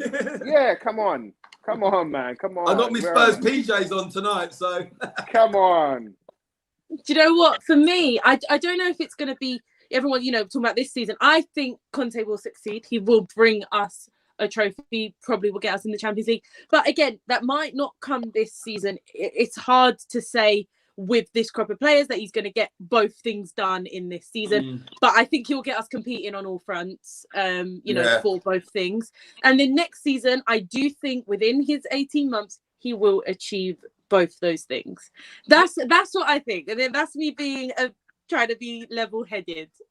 Yeah, Chris, I agree with you, Eleanor, because of course Antonio Conte wouldn't be here if everything was great. He wouldn't be here if all the players were playing the perfect way. He wouldn't be here at all. So it is all going to take time, and I think that first half really sums up, where we were, and the second half is like where we want to go. So I'm completely with you. It's not going to be overnight. It will take time. Sorry, Ricky, what were you going to say? I can't remember, but when I remember, I'll come back. I was sorry, to you. That's what it was. But we are 3 games away from winning the Carabao Cup. Just saying. Right. Listen. We have to get past West Ham, which are very 3 annoying, games. by the way. No, which listen. The West Ham lot, David Moyes. I can't. We're better than them. We can beat West Ham. We're at home as well. We can beat them. They're getting too big for their boots, all right? Let's not allow them to actually have a cup final. They lost anyway now. Let's not actually give them their cup final at Tottenham Hotspur Stadium for real now. Genuinely. I don't want no Lanzini screamer in the night. No. Don't bring back them bad memories, man. No, those 18 months didn't happen. It was under Jose. Gary, let's come to you. Of course, we've spoken about half-time. We've spoken about our thoughts at half-time. James obviously put Leeds 1-0 up in the 44th minute. Pierre-Emile Højbjerg, of all people, equalised for Spurs in the 58th minute. Talk us through the goal. Yeah, great goal. It was funny because I don't think he connected right, did he? But what I love about that, even when Højbjerg scored that goal, it's like when Reguilon scored, Reguilon was buzzing, right? His first goal for Tottenham. When Højbjerg scored, the first thing he done was like, come on, let's go. Let's get back there. Love that. I like that. Yeah. I really like seeing that. All he was thinking about is, right, we got the equaliser, get the ball back in the middle, and let's push on and go and get the winner. And I loved it. And when I saw it back, I mean, it was perfectly set up, and that's a leader. That's a leader, and that's exactly what he was. And Højbjerg, right? He's not got the best shot on him, but at the end of the day, he's in the right place at the right time. He's almost not connected properly, and that's what's actually got him the goal. But I loved it. He was like, right, let's go, come on. And look, we've said it a million times. He probably will be our captain next season. And like getting the equal like the way he did, and then bringing the team back to kick on, loved it. Absolutely loved it. And I love Højbjerg anyway. Everyone will say, oh, Harry Kane's not scoring, Son wasn't great. Say, okay, cool. But winning teams need goals coming from everywhere. Yes. You need, a couple goals from your fullbacks. You need a couple goals from your midfield. Yes. You need, your defenders even from corners. Like when we were when we were second and, competing on all fronts and, getting to those, that was because we were getting goals all over the pitch. Yeah, at the end of the day, if your strikers are Toby would score, Jan would score, all of them would score. Exactly. If your strikers are not performing, you need a couple goals. 4 or 5 goals a season from mixed from your centre backs. Can I ask you, lot, because a lot of people were saying Harry Kane had a bad game. Do you think Harry Kane had a bad game? He just is annoying, but he didn't have a bad game. He just annoys me. I don't think he had a very bad game today. I thought he was he actually tried, and he made some very good passes. I thought he improved a bit. I think he was quality. Sorry, go on. You go. And I was just going to say, I think, to use Chris's words, I think he was a bit buzzing, and I think he was determined to make an impression on that. He wanted to score, didn't he? What I mean? He wanted to score, and he wanted to lead us from up being that pivotal kind of focal point up there. I don't think he had a bad game, Ricky. No, I don't think he had a bad game. He had chances, but I just think that Harry Kane needs a goal in a Spurs shirt. I really do at the moment. 100% he needs to score, but I do think without Kane, making those passes and having that vision, we do not get up the pitch as quick as we do. Yeah. I think Kane does a lot with his quality. He's got a very good footballing IQ, and I think as much as I criticize him because I don't like the way he came out, said I don't want no player that doesn't want to play for us. That's just my genuine standpoint. But we don't have Kane on that pitch today. We do not make half those passes that we made, and half we don't get up the pitch as quick as we do. Yeah. And I think just generally you can't knock a player of that much quality. And he didn't score, but his quality did show. Do you know what, Ellen? You're right when you say football IQ, because I'm sure you lot must see this every time like me. There's no other player more clever than holding up a ball and getting a free kick in the middle of the half and slowing down and stopping the game. Harry Kane for England or for Tottenham is by far the best player. He has that little look, and then he draws in the foul, and boom. His vision. He can see he predicts what's going to happen next. He can also see. He knows what players are going to be around him. He knows if I do this, Son knows I'm going to do that. He's going to be there, or Lucas knows I'm going to do that. And I understand he needs to score goals. I do not deny that. He is annoying me in front of goal scoring per se, but you don't have Harry Kane in that team today. Who do you put there that will do the same things that Kane does? Because he's everywhere, and I feel like that is what we would miss if we didn't have him. And I think people criticize him, rightly so. He's a striker. He's not, getting goals, but he's providing in other ways. And I think you can't knock his quality. He does need to score goals, but let's be honest. If we won the next 5 games without him scoring, would we be complaining that much? Yeah, exactly. No, but you know what? We got to see a bit of his determination today, and a lot of people will call out his selfishness in the last 10-15 minutes, right? Because he could have slid in a couple of people when he was on the run. There was a couple of times he held on to that ball a little bit too long because he wanted to get the shot off. But to me, that shows me that he really wants that goal. He wants to be the man again. What Gary Lineker used to do. Gary Lineker used to do it, week in, week out, because you know that. And everyone used to call Gary Lineker greedy, but at the end of the day, he always got the goals in the end. Yeah, he's a striker. Jermaine Defoe. Jermaine Defoe is another one. Exactly. Alan Shearer. They all did it. That's what strikers do. Strikers are greedy. That's it. Sterling was the other day. He got his goal, Sterling, didn't he? So I think under Conte, he will get him working. Conte said Conte wanted Kane. Conte did not want Kane to go. If you remember in the summer, he was like, "I'm only coming if Kane stays." I think he'll work with him very, very well, and I think he will. But he will get goals. I think he will. But if he's not getting goals, don't knock the players that are in it. Højbjerg's not today because no one else was. Reguilon scored. If we're still winning games, then we're all happy, aren't we? Yeah. At the end of the day, it doesn't matter. I don't think we can't afford to not play him. So when people say drop him because of his performances, we can't afford that. So just pipe down. He will get his goals. Just chill. We're doing fine. Eleanor, let's talk about Tottenham's second goal in the 69th minute. Of course, Sergio Reguilon scored his first goal for Spurs. But Eric Dyer stepped up and took the free kick. Yeah. Now, this was an interesting situation for I me. have a funny story about this. Who's going to take the free kick? Because, of course, Harry I Kane has said been on the free this. kick for so long. And I thought, don't take this one. Let someone else take it. Eric Dyer, of course, scored, 1 or 2 for England as well, and stepped up, deflected onto the post, and then Sergio Reguilon there very quickly to tap it in. But going forward, who do you think should take Tottenham's free kicks in these areas? God, this is the big question, isn't it? I think we all ask ourselves this every day. So when we got the free kick, the people around me were like, "Oh, who's going to take it? Who's going to take it?" They were like, "Oh, Kane," and I was like, "Kane's awful from free kicks." Like, "Oh, who should take it?" Dyer was the only option I could see taking it. I swear to God, I actually said to the guy next to me, I said, "It's got to be Eric Dyer, because who else is going to take that? Unless it's Højbjerg, which you might give it to Højbjerg, maybe. Have a long shot, smash it. It's one of those like 1 yard mark. He's not even great with penalties though, Højbjerg, so I don't want to give it to him."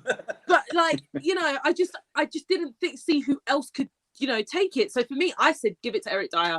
We do not have a set piece taker, which is an issue which we need to address in January. We need a creative midfielder that can take our set pieces, because we don't have one. So for me, I said Eric Dyer's going to have to take this. And then when he took it, and obviously it deflected, it hit the post. But, at the end of the day, if that went in, that was great. So I don't know who going forward, who takes them. It's probably going to be a toss-up between Kane. I'd put Lucas Moura on free kicks, I think, because I've seen him score a few free kicks. Moura could. I've seen him score a this is few. what I mean. He scored a few. Anyone, this is what I mean. Anyone in any one of our attacking players could probably step up and try to take it, because we don't have a genuine dead ball specialist. What about I always used to say? Who would you let take free kicks? I'd choose Moura. Who would you choose, Eleanor? I'm gonna say Dyer, because there's no one else. Oh wow! All right, I'm gonna say Moura. What about you, Ricky? You know what? At the time, a bit like Elena, I called for Dyer. And the reason being, as Chris said it there, like he scored for England a couple of years ago. And then I think because of seniority, Ericsson was still at the club, and there was a couple of other players that wanted to take the free kicks. He stepped off that. So he hasn't, we see it in training, in those training vids. Eric Dyer, like pinging them into the top corner, left, right, centre. I think he's an understated free kick taker. I think he's a free kick taker that can confuse the defence, because putting Harry Kane back in the wall confuses those opposition players around him. So I think it can work, but I think he has to work on it. The other one that I would probably put my money on is Sonny, because we've seen Sonny, hit him, and he's clinical. He is very, very clinical. But somebody needs to take that responsibility. Yeah, it's so weird that Son or Moura never taken. What about you, Chris? Who would you have? Son. Yeah, but don't you find it it's funny, in that Watford game, it was the first ever free kick that he'd actually scored in his Tottenham career. Yeah. Wow. But why? Well, do you know what? I never thought of Son taking them. Why because Son takes our corners. Free kicks? I don't understand it. Son takes our corners most of the time, so it's not that crazy to have Son on them. I just don't get it. I don't get it either. I think for every 10 free kicks, if Son took 5 and Moura took 5, I think the goal ratio, or even getting closer to scoring, would be so much higher than Kane or Dyer. I can't believe I called for Dyer and he actually stepped up and did it, because I thought everyone was laughing at me, and I was like, listen. Whenever we get free kicks and I see Dyer walking up on Kane, I'm shouting. Oh my God, no. I go mental. The thing is, Kane should not be taking our free kicks. That's 100%. We just need, at the end of the day, I think we just need to have a dead ball player, a player that can actually take our dead balls, because we don't have one. So I think that's something we've got to push for. I think Son or Moura are bloody good at free. Moura scored a free kick about a year ago. I can't remember who it was against. And same with Son, they've both scored good free kicks, man. But the thing is, I think Moura's not going to be here for much longer under Conte. I don't think Moura's going to make it under Conte. I know. Don't worry. When Bell comes back in January, he'll be taking the free. Let's go. That's who it is. That's who's going to be taking them. But Gareth Bell, mate, in January. Ricky, let's come to you. Comment on screen now. Why we're not talking about Pierre-Emile Højbjerg, awesome player. I've said, best part of about a year, stating that when Hugo Lloris eventually does leave Spurs, I think that Pierre-Emile Højbjerg will be our captain. Do you think 100%. He's captain material? Can you see that happening? Without a shadow of a doubt, Chris. I think ever since he's turned up to Tottenham, he is shown captain leadership. You know, he's talked the talk and he's walked the walk, is what I'm trying to say. And every single time that we've had a poor performance, he'll always come out and say that it's not good enough. He'll say all the right things. Do you know what I mean? But genuinely from his gut. So and his performances, bro. I mean, there has been a couple of games where he has been relied on to do everything, especially last season before as well, maybe. No, last season. And you saw him kind of like burn out. But this season with Skippy alongside him, I know we didn't have Skippy in today, but with Skippy alongside him, you know, he's been allowed to do a lot more. So I only see his performances, you know, rising. And I see a manager like Conte coming in, only inspiring him to get even more out of him. You know, I think he's got fire, he's got passion, he's got demands of himself. I think he would be a dynamite captain if he was the guy. I still want Hugo to stay. Do you know what I mean? I don't know if you know, if he's the greatest captain, as in like on-field captain. But like I've said before, I don't think you need the armband to be a captain. I think, you know, Dyer's got leadership qualities. He should be maybe the captain of the defense. Højbjerg should be the captain of the midfield, and Harry should be the captain up front. You know, I like that. They should all lead there, and they should all feed off each other. And I think somebody like Conte is going to get the best out of Højbjerg. So sorry, I just read Darren Altman's message there. Look. Cheers, Chris. Yeah. He had to get it in. Darren, don't worry. I've told Ricky that his video's coming very soon, so he's really looking forward to it. Well done, Darren. No, Ricky Sachs. You don't need me. Like, come on. Like, you don't need. Do you know what? No, I only see more coming from Højbjerg. I really do. I think he's a dynamite player. Do you know what I just thought? Right, we haven't scored a goal from a corner, have we? Nope. No. So why don't we put Son on free kicks and Eric Dyer on corners? Gary, calm down. We've only just had a shot on target for about 2 minutes. But we've not scored from a corner, so it's not working with Son taking him, is it? Swap it. There's a lot of work to do, but you know what? I trust in the management to figure it out. They're going to figure it out. Yeah. Conte's the man. They'll figure it out. He really is. Gary, let's go back to talking about Hugo Lloris, like Ricky just mentioned there, because of course he's in his last year of his contract at Spurs. Do you think he's going to be given another 1 or 2 years under Conte? Would you like to see it happen? I do like Lloris. I've always said the same about Lloris. Shot stopper, best goalkeeper. I don't think anyone can touch him. Sometimes with corners, set pieces, bit dubious, but he's not hot-headed. I know there's been a lot of talk this week about Pickford, and I don't know about Pickford, man. He's very hot-headed. No. Yeah, he makes me nervous. I think with Lloris, got slated for it, but no. I don't think there's a better goalkeeper. I mean, Ramsdale, although they lost 4-0, Ramsdale had a blinder yesterday. He done some good saves, but also he's got mistakes in him. With Lloris, he's been relegated 3 times. Corners and set pieces, he's not always confident when he comes to the ball, but for shot stopping, there's not a better goalkeeper in the Premier League. So for me, I think Lloris has definitely got another year, maybe 2 in him, but will he get that? I don't know, if I'm honest with you. And does he want that? I don't know. But like what you said, Chris, I mean, if he ends his career with Tottenham, how many years would it have been? 10. In the summer, it would be 10 years. Yeah, so 10 years and he doesn't get a trophy. It'd be criminal. It would be absolutely criminal. So I love him so much. If this is his last season, you know, we have to win a trophy, not just for the fans, but for bloody Hugo Lloris. I know he's won the World Cup and everything else, but he's got to win something with his club. I mean, but I'd give him another year, and I certainly would have Lloris in goal before Pickford. I'm not a great fan of Pickford. Just my opinion. He makes me nervous. Agreed. I think it's got... Go on, sorry. Go on. I was just going to say, I think it's probably going to be down to Hugo. I think, you know, coming up to these months, December months, January months, I think it's going to be down to him whether he wants to stay or go. And I think that then the club will act. I would like the club to act first. I would like Conte to say, look, I want you as my number 1 for the next couple of seasons, or while I'm here, I want you as my number 1.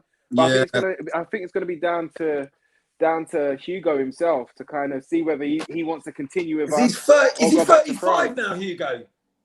Yeah, I'm not sure actually. Yeah, he's 35. Yeah, but you got to be. But look at Friedel. Gary. Yeah, I just wonder. Is he thinking? You know what? I'm 35 now. this is going to be my last year. I don't know, but I certainly think he's got another year or two in him. Easy. 100%, and definitely over Pickford. Oh God, yeah. 100%. Yeah. Eleanor, can you see it happening though? Can you see Hugo staying for another year? Do you think Conte will be saying, you must stay because you're a world-class goalkeeper and we need you? The thing is, for us, I think for Tottenham in general, we don't replace Hugo with someone just as good as Hugo.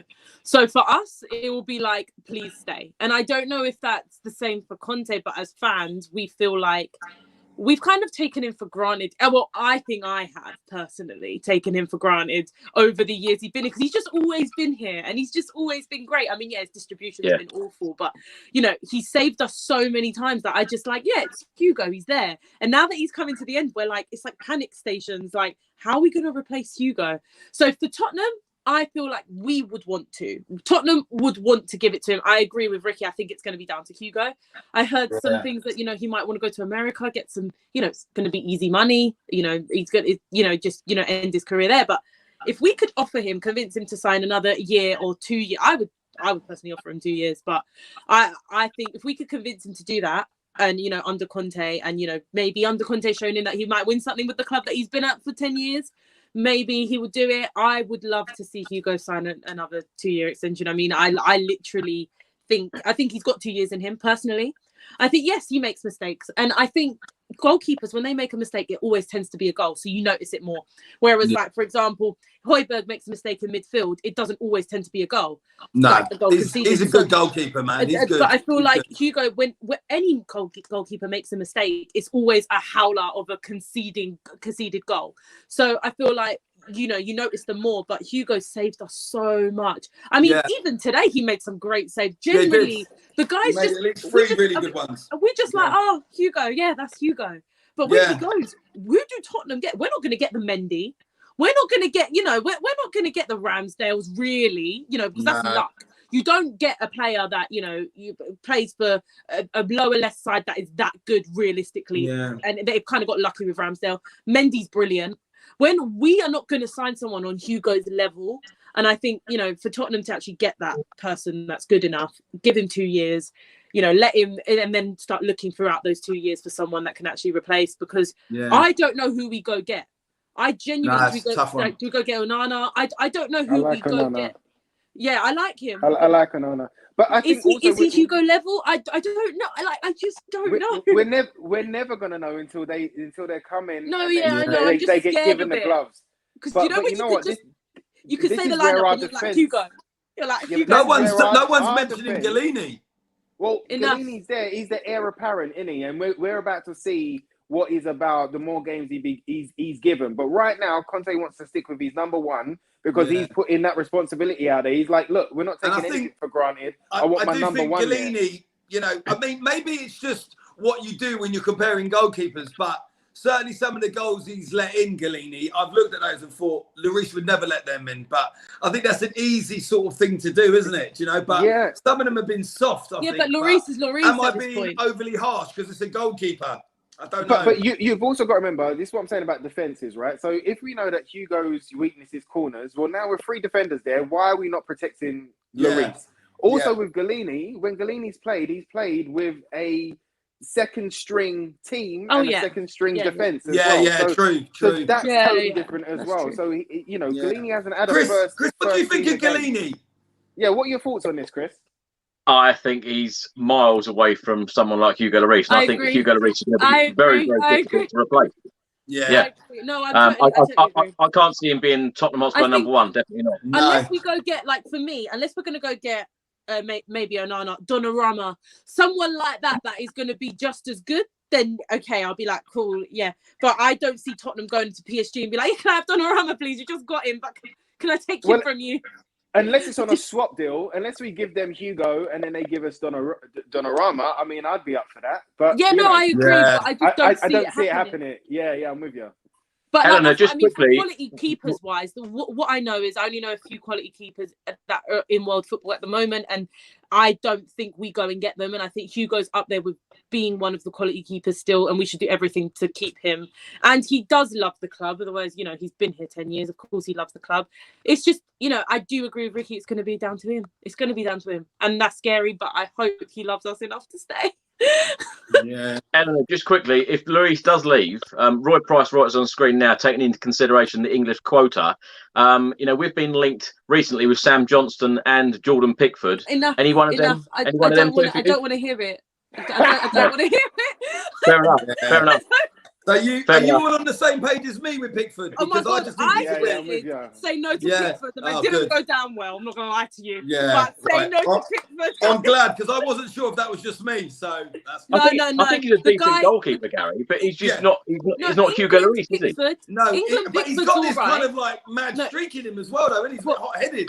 The thing He's a is, bit unpredictable. England Pickford is all right. Everton Pickford is so Yeah. inconsistent. I Yeah. cannot. You're right. I Mental. can, and mental. I don't want someone that. Yeah, it's enough. It's enough. I'm not. I just enough with Pickford. I actually want to say like enough. How old's Eric Horsfed? Can we get him back?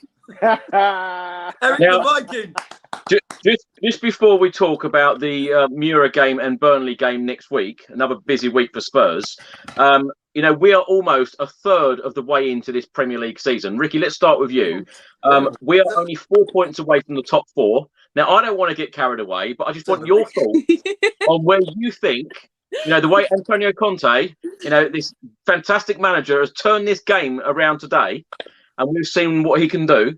Where do you realistically see Tottenham Hotspur finishing at the end of the season with Conte now, bearing in mind that Chelsea, Manchester City and Liverpool are on fire and are on another level? Well, you know what, Chris? I mean, for me, like I said, man, it's like I think Conte will be looking, and this might sound silly, because it probably is, but I think he's looking at the title. He's looking at how many points are we away from the top spot. And I think if we fall short and we end up in the top four, fantastic. This season, the title. I think Conte's looking at it. I think Conte's looking at it. And people say I mentioned the T word too much. I don't think it could happen, but I think he's looking at it. I think he's looking at the amount of points that we're away from top spot, going, okay, how can we achieve this? And then if we fall short and we end up in the top four, fantastic. If we finish in top six, well, top six is roughly where all of us felt we was going to finish anyway. So, so it's all about progression. It's all about performances. It's all about raising the bar. It's all about becoming more dangerous for the opposition. When the opposition talk about us, there were songs about us getting battered every week. Right now, with Conte in charge, those songs are going to die out real quick. Let me tell you. Do you know what I mean? The biggest damning comment that I said to you, Chris, when we was away at Mura, when we was at the Tottenham Stadium to watch Mura last time, was that the only I'm surprised you remember it with that champagne. Listen, he had a few there, didn't he, eh? I don't know what you're talking about. I didn't even get it. All right, you've been on it today. I don't know what you're talking about. But no, listen, the most damning, all these actors drink. I don't know what you're talking about, bro. I don't know what you're talking about. Look at that. And I've got Lidl flavoured spring water. Look.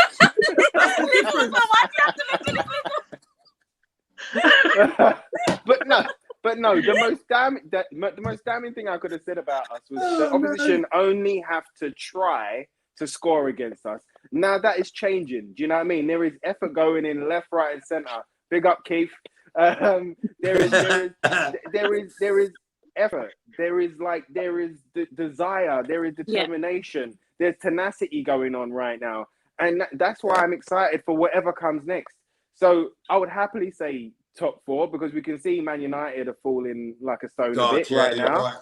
Right. They've just lost their manager. So, West Ham have lost this weekend. The Gooners have lost this weekend. Nothing is for certain. Nothing is for certain. No. So I don't see why we can't start upsetting people and start being the dangerous ones. You know, when we're going up against somebody, people are like, "Oh, we're up against Tottenham," rather than like it used to be under Poch. Under Right, Poch, exactly, no one wanted to play exactly us, that. and no rival would admit it. But no one wanted to play us. We never gave an easy game. Exactly. And there was always that they keep coming. They just keep coming like a pack of wolves, the way we were under Poch. And that is what we want to achieve, where teams do not want to play us. We don't want to be, it's just Tottenham lads ever again. Like, I don't want to hear that ever again. And I think that's what it will come. I think January will be massive for us. I think January will tell a lot, you know, and I think there will be a few players out and a few in, and I think January will make or break us, if I'm honest with you. You know, comment on screen now from Spurs squad. Chris is dying to say the T word. I'm purposely not saying it because I've got a bet with a few people to not say it. So that's why you weren't saying it. And they're actually going to donate money to charity. So if anyone wants to get involved, if you think I can not say the T word, something wasn't right here. I had a feeling something was off. It's like seeing Ricky not drinking champagne. It's just not normal. You know, or Eleanor not slagging off Mourinho. These things are not normal. Or me not eating sweets. Well, Gary, let's come to you. I'm going to ask you the same question. Where realistically do you see Tottenham finishing under Antonio Conte? Well, like what Ricky said, start of the season, you know, when Nuno was in charge, I was like 6. Now we've got Conte. What I just touched on is January. And you know what? Let's be honest with you. If we do some good business in January and we do go for the top 4, when you look, Chelsea are a different level, City we know, Liverpool, but that 4th spot is pretty much available. That 4th spot, you would say you've got what? West Ham, Man United, who else could you put in that mix? Tottenham are in that mix. So it is kind of achievable. We should be beating West Ham to it, though. Yeah, it is achievable. They really annoy me. Can we get top 4? I just think to myself, are we capable of getting top 4 and winning a trophy this season? I think we are if we do good business in January. If we don't, I think it could be one or the other. Would you take top 4 over winning a competition? Don't ask this question because you're encouraging. I can't answer it. I'm actually refused to answer. So you're asking me. This question always comes up. No, I can't answer it. Are you asking me top 4 or a trophy? Yeah. For me personally, I'd have a trophy, and the trophy that I would want would be the Europa Conference trophy. And I'll tell you for why. Because I think even if we do good business this season, I don't really think we're good enough to compete and to win the Champions League. So what I would say is I would choose the trophy because it would give us another, plays in, plays out, win a trophy, which would bring confidence to then set us up better for next season if we got top 4. Because I don't think there's any real point of getting top 4 if you're not going to really compete in it. And I think at the moment, I don't think we're quite there. So me personally, my way of getting out of top 4 would be saying we'd win a trophy, which would then bring confidence, which would get us into the Europa for the next season to then get top 4, to get us in the Champions League. By that, we would have had 2 windows, players in and out. Happy days. Eleanor, same question to you. Do I really have to answer? Did I do well with the answer? I just had no, it was a good answer. I just don't agree. I would pick top. It was all going so well. That's why I said don't ask this question. I would pick top 4 because I think the players generally, I think Conte and I think that stadium, I think generally our club deserves to play top flight European football. I think players like Harry Kane, like Son, look at teams that are coming in for them and think, I'm going to be playing in the Champions League, throughout Europe. I don't think they look at that and think, oh, well, I won a League Cup. Oh, it's fine. Let's just go play the Conference League. I don't think that's as attractive. And I think as a fan, we want the trophy. I get that as fans, as a club and as players. I'm not saying they don't want the trophy. They do. Before people say, oh, you think Harry Kane don't want to win a trophy? No, I'm not saying that. But I think it depends on the trophy. If you're telling me, oh, we'll win a League Cup, but we'll finish 7th, I don't think that's good enough. I think a top four elevates our club more than winning a League Cup and finishing in the lowest European competition there is.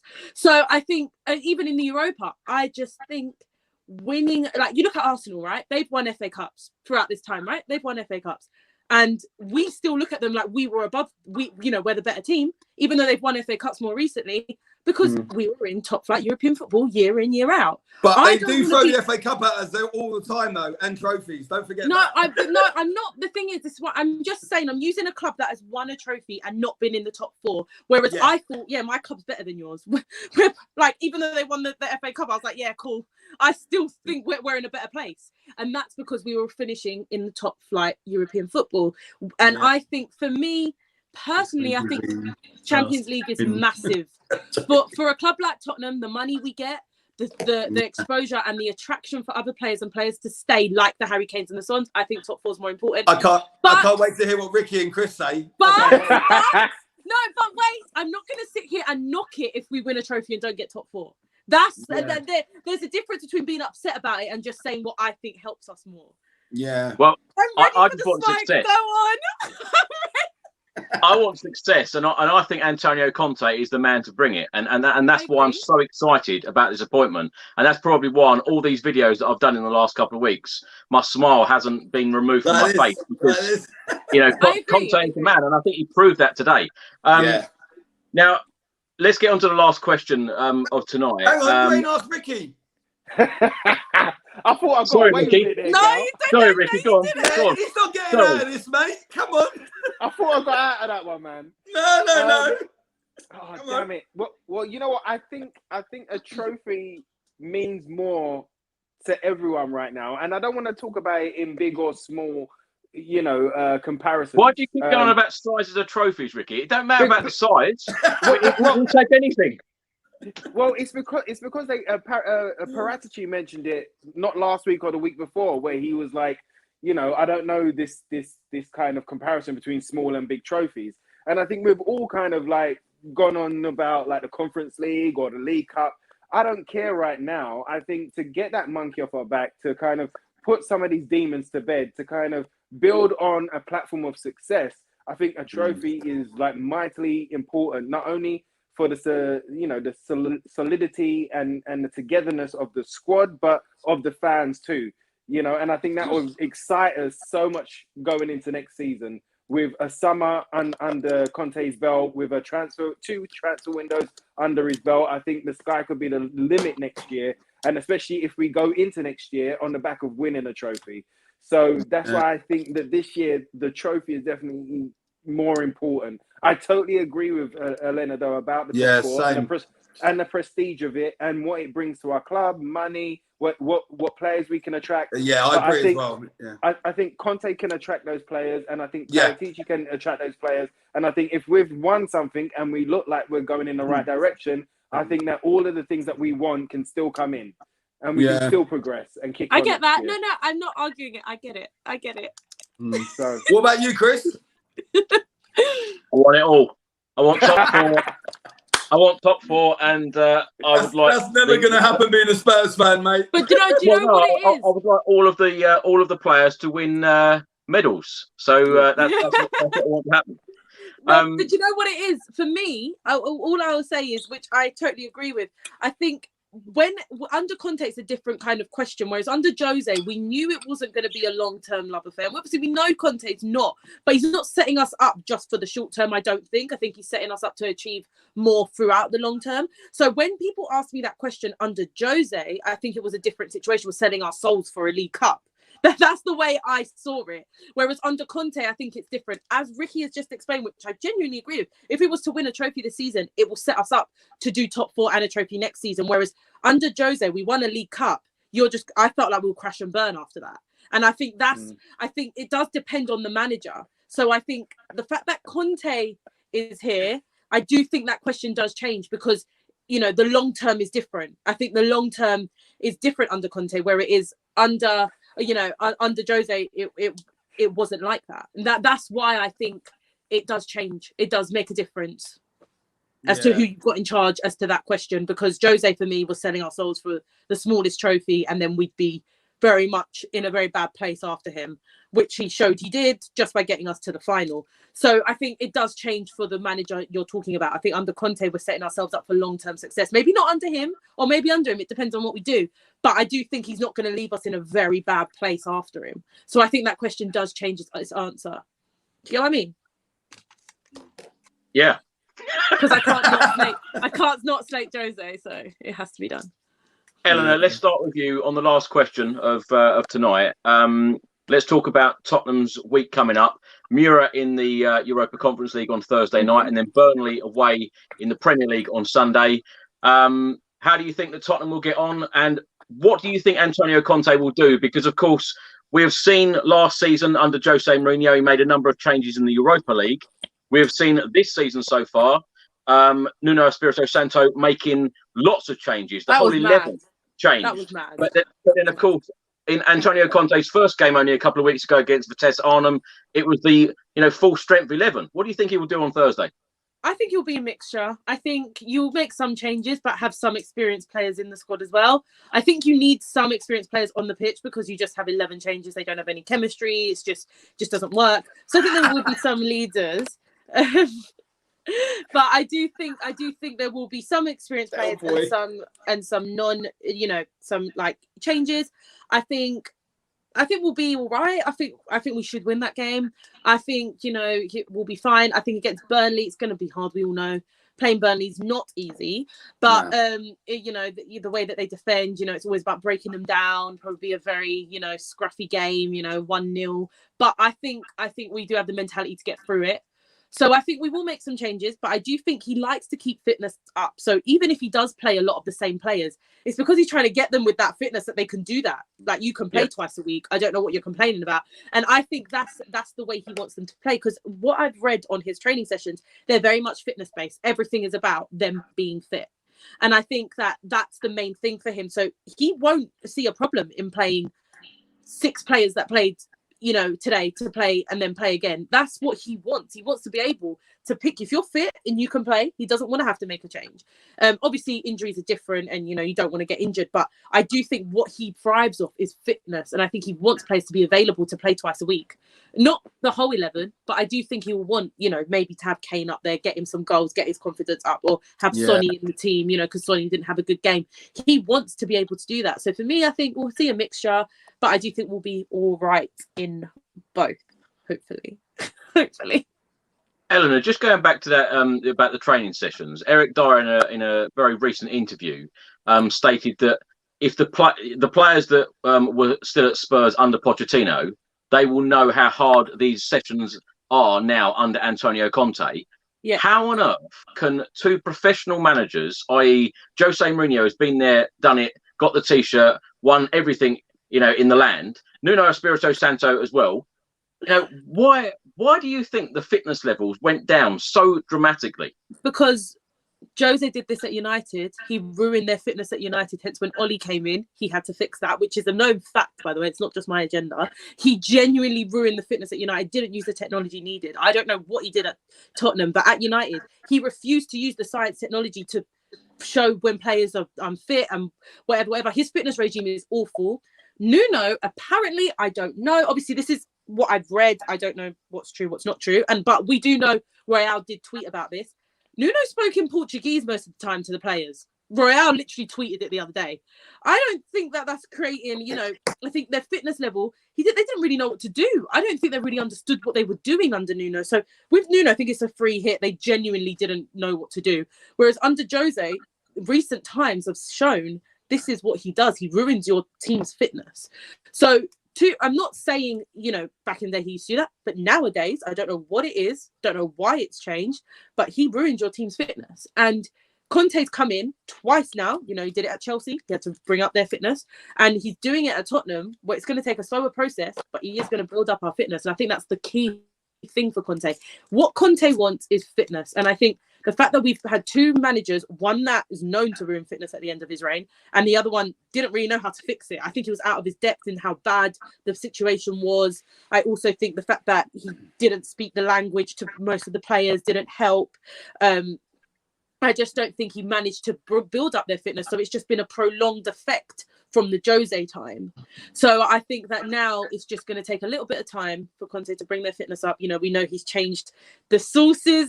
There's no sauces allowed in the training ground. And no all pizza. I think it's all going to help. I think no champagne, Ricky. No pick and Yeah, mix. That's a good point, Ricky. How would you be feeling under Antonio Conte? No champagne, no fizzy drinks, no pizza, no ketchup, no mayonnaise. Nothing. You know what I would do, my friend? I would look at it like this. What do I want more? Do I want to succeed in my career, in my dream career, because they're dealing in dream world? Or do I want, you know, a bacon sandwich sauce and a bacon sandwich? What do I want? Because Ricky, I think you say I want Dom Perignon and you'll be gone. Probably, mate. But, you know, it's a short career for these players, you know? Yeah. So, that, you know, once they turn 33, 35, they can drink as much as they want. They can eat what they want. Do you know what I mean? It's a very short period of time. So if you want the most out of your career, if you want the best for yourself and for the team that you're playing for out of your career, to sacrifice, you know, little things that can help you progress and that can help you achieve and that can help you, you know, lift and lift trophies. I said it for you. Lift trophies and go further than you thought you could go. Then I think it's worth it. And I think that's how the players have got to look at it. What do I really want? Do I really want this bag of pick and mix, or do I want to be out there in the starting 11? Do you know what I mean? Yeah. I'd love to be impose myself. I'd love to be a fly on the wall, man, when he was saying that to them and stuff and cutting everything. I'd love out. to be a fly on the wall today at half time. Yeah, and even seeing Reguilon this week being put through his paces. I mean, because Reguilon I would class as one of our more fittest, faster players, if I'm honest with you. Yeah. Do you know what I mean? Yeah, but you know, it just shows how bad it is. I reckon Dombele's in A&E. No, but from everything I've heard coming out from the club, that everyone's kind of taken to it with a positive mindset. So that encourages me. James Ward-Prowse. Oh my gosh, I didn't even read it. And I don't like James Ward-Prowse. Oh my gosh. Southampton signing. But have you ever watched any of the like SAS shows on Channel 4 or anything like that? Have you ever seen them? Yeah, I have. All right, so you know when you go through something that's terrible and it normally galvanizes you, it normally brings you together. And if you look at that SAS training or Navy SEAL training or anything like that, you see that by them going through the worst that they could go through in the training camps leading up to like being deployed, then they can achieve so much more. They can run so much further. They can dodge bullets like Matrix. So it's these things that are being implemented into our squad right now, you know, so that we can go further, so that we can do more, you know. So that's where I'm at with it. Well, who's dodging the bullets, Ricky? I don't know. You know, I don't know. We'll see. Come January, Chris. We'll see. We'll see. Did you remember when Conte said if a player disrespects him, he'd kill him? Did you see? We're gonna see some body bags at Hotspur. I mean, also. A little observation. Do you think Dombele's dead then? Listen, did you see the gym going Eric Ten Hag on our bench today? Who was the bald guy that looked like Eric Ten Hag? Yeah. But he's gone weights, you know what I mean? He's gone gym a couple of times a week this week. They're and he's ready, like, so we've got Conte number 1 and Ten Hag number 2. I don't mind that at all. I love his technical director, by the way. Apparently, from what I've heard from Inter fans, his second choice, his assistant manager is very, very good in game. And you can see the way he comes over to Conte throughout game. The whole game, them two are up and down. Like, he's up and down throughout the whole game. Yeah. He is so good in game. And I feel like that is something we didn't have, an assistant manager that is so involved. And Inter fans, literally, I'd spoken to a few when we hired him. They were like, when Tottenham fans realised they also have this guy. And I spoke to them and they were basically saying how involved he is throughout in-game management. And I think Conte realizes that he needs someone next to him that can also see his in-game, and he trusts very few people. Conte, we know that's why he wanted a certain set of people. He wouldn't come without his people. And I think that's because of that. And apparently, his assistant manager is apparently brilliant at in-game. And you know, I noticed it went down to 10 men against Vitesse the other week, and I noticed it today. His in-game management was right there. He was in his ear the whole time, which was great. Ricky, I don't think we've got your thoughts on the 2 games this week. All right, so Mura So I think a bit like Elena, I think that he'll go with a mix and match side. I think Skippy's going to get some minutes because he missed this week's game. I think Sessegnon will probably get a start. Maybe Doherty or maybe like a Bergwijn at right wing back as well. And hopefully, because the thing is that we can change the side a bit. Yeah. Going against Mura. If it was Ren, I would say play the first 11 again. Go out there, secure those 3 points. But like even if Harry starts and he bags a hat trick, take him off. At the half, stick on Dane Scarlett. That's a much more comfortable scenario for all of us.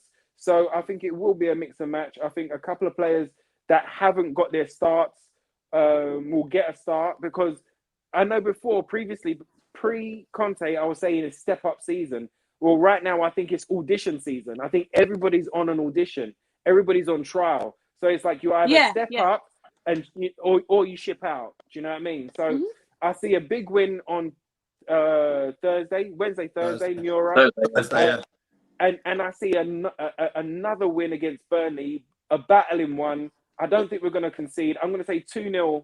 I'm going to say 2-0 Burnley. I'm going to say 3-0 Mura. I'm going to say 3-0 I like Mura, that. 2-0 Burnley. 5 goals overall. So that's Love it. 2 clean sheets. Gary, let's come to you. Kevin writes here, Chris and Gary should do a Christmas single for charity. what are we singing about? It all. Got to be trophies and sweets, isn't it? And I want it Trophies now. and Haribo. Well, there you go. Ricky's one of the backing singers already. We'll get noticed with Ricky, so we're all right. Eleanor will be there with her flag. Yeah, that's it. Yeah. That's it. We'll be sorted. I don't think we're going to keep a clean sheet in either game, but I do think we'll win both games. I think we'll win Thursday. I think we'll get probably a 3 or 4-1 win. I think that'll be quite comfortable. And I think Burnley will be a tough 2-1 win. But I do feel at the moment we're still going to concede goals, unfortunately. Look, I hope we don't. But I just think at the moment, especially with it not being especially away on Thursday, it's going to be a mix and match of team. So I think we probably will concede, because you know what we're like when we don't put the first team out. It's a bit, unpredictable and stuff. So I'll go for a 3 or 4-1 on Thursday, and I think Burnley will be a tough game, but we'll win it 2-1. Eleanor, you didn't give score predictions, did you? I mean, I said 1-0 Burnley, but yeah, I didn't really give Mura one.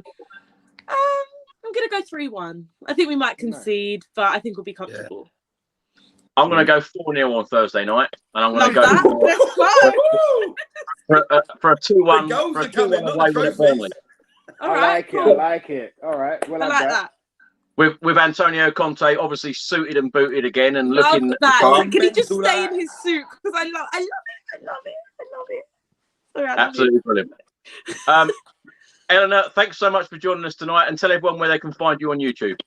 So Lily White TV on YouTube, Lily White _TV on Twitter if you want to see some rant. Hopefully we don't rant anymore. We don't rant over there anymore. We just post content, which is great. But yeah, if you want to hear more of my opinions, definitely go to Lily White TV on YouTube and Lily White _TV on Twitter. I'll tell you what, Eleanor, we've definitely seen a different Eleanor tonight than what we've seen in the past. Well, positive, isn't it? Incredible difference. Love it. And Ricky, thanks so much for joining us tonight, and tell everyone where they can watch your film, your latest film that you're in. So yes, you can watch the film Princess Switch 3. I'm in number 2 as well. But if you haven't watched none of them, watch all 3. Enjoy yourself.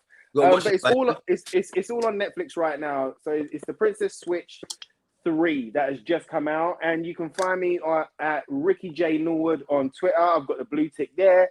And official Ricky Norwood on Insta. I haven't got the blue tick there, but you'll see me. You'll know it's me. So can I just colour it in? Pending. Bro, there's so many dramas with Insta and that damn blue tick. And I'm not paying for it either. I'm not paying some random man to give me a blue tick. I'm just gonna let it happen naturally. I'm sure Chris Cowlin can sort it out. Ask him. He knows a few people. We've got to speak to a couple of people, Chris. Here, man. but yeah, that's the way you can find me. And I hope you enjoy the film. The film's there. And Chris, it's always an honor and a pleasure being on. I absolutely love being on with you and Gary and Elena. It's been awesome tonight. It's been such a giggle. So thank you again. Good, man. It's been good. Well, these shows used to be very serious and very professional, and I think tonight has gone out the window. Yeah, it's good. There you go. I think it's always like that when I'm here. Gary, thanks so much for joining us. Mate, your pleasure. Listen, you can find me in the week watching Chris Cowlin shows, eating pick and mix. We didn't ask where we could find you. Yeah, and Saturday night, if you can find me on stage, willy waving with the Dream Boys. Right, on that note, I hope it's a good week for everyone, and I hope Tottenham. I got you there. Yeah. And let's hope that Tottenham get 2 wins this coming week against Mura in the Europa Conference League on Thursday, and of course Burnley on Sunday. Enjoy your week, everyone, and come on, you Spurs. Come on. Come on, you Spurs.